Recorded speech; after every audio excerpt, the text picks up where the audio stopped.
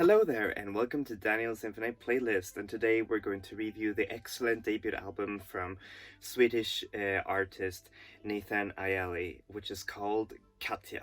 And for those of you who don't know who Nathan Aeli is, well, he's a musician and artist from Gothenburg, that makes this beautiful, emotional, alternative rock music, which sounds very, very beautiful. And now he's finally released his debut album, which is just really, really good. So yeah, how is it to listen to this album? Well, it's a bit like this.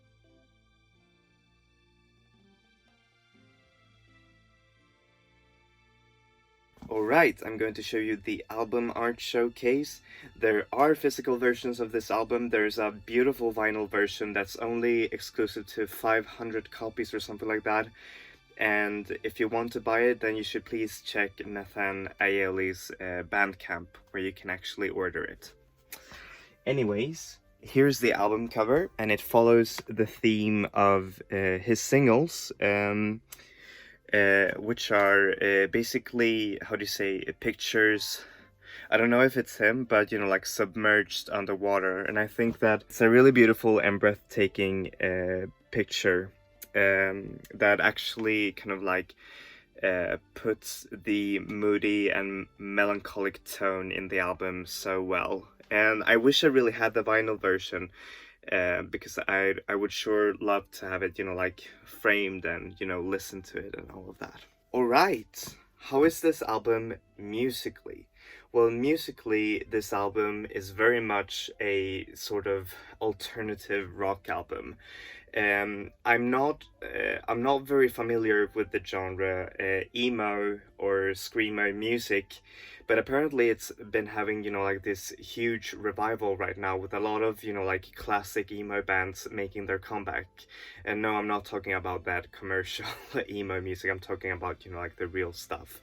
And Nathan Aeli takes a lot of cues from that, but also it has its very post-rock feel to it. He blends synths with very beautiful instrumentation as well. And also you might think of this as a very rock, sort of like math rock affair, but it actually blends a lot of genres as well. For example, there's this beautiful disco beating heart under just the song "Give It Away My Heart." Or there are also very slower slower tempo songs, which only focus on the guitar and Nathan Aeli's own expressive voice, which goes through different states of emotions. And it's so beautiful how he uses falsetto as a way to communicate his feelings. And this album is only 7 tracks long, and I think, well, most people would think that, oh, well, that's a bit too short for an album, but I think that it serves, the album, such a good purpose, because the album feels both tight and concise, and it makes you want to listen to it more, because not only is the sound both heavy, but it's also very inviting, because you really want to listen to this a lot, and it's just really, really beautiful. So yeah, how is this album lyrically? Well, lyrically, this album is very beautiful. It both contrasts very, abstract, but also very personal lyrics that detail very very sad moments in Nathan's own life. But for example, there's the tone of miserable love on the opening track. One hand that's open, and it follows this trail of love, of the potential of love, of a love that's doomed to fail, but also the feeling of not being secure of oneself, of the feeling of dragging everyone down.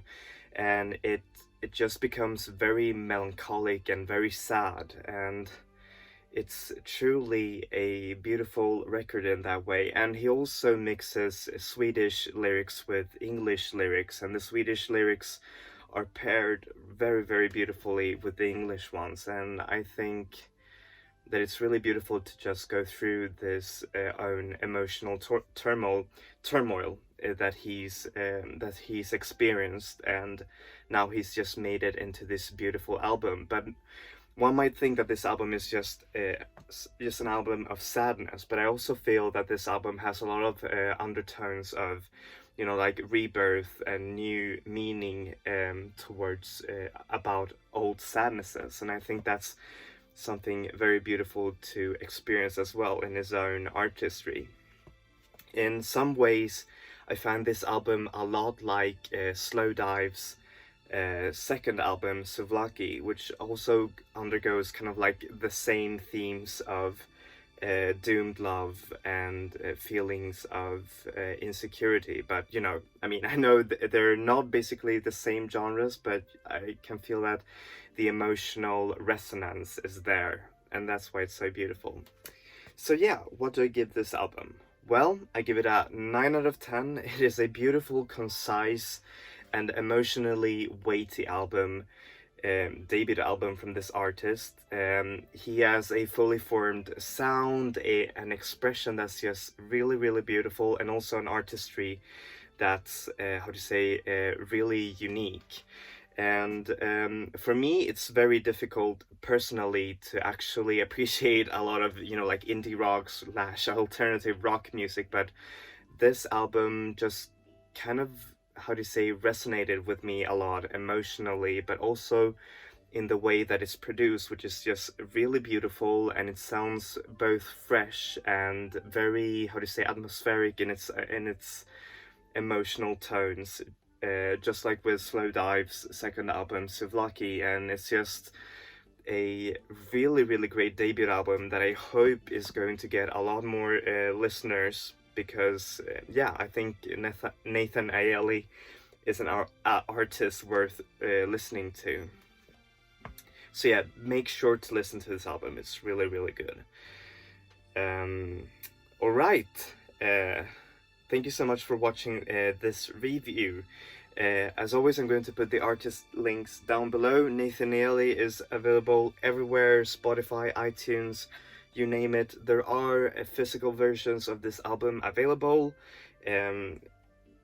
It's a beautiful, exclusive vinyl version that I think you should totally buy. I haven't, but I think I will. So yeah. Thank you so much for watching. Please like and subscribe if you like this video. As always, I'm going to review new albums every Wednesday and classic albums every Saturday. So yeah, please keep your eyes open for those reviews. Alright, that's it for me. Enjoy music, enjoy life, people. Vi ses. Hej då!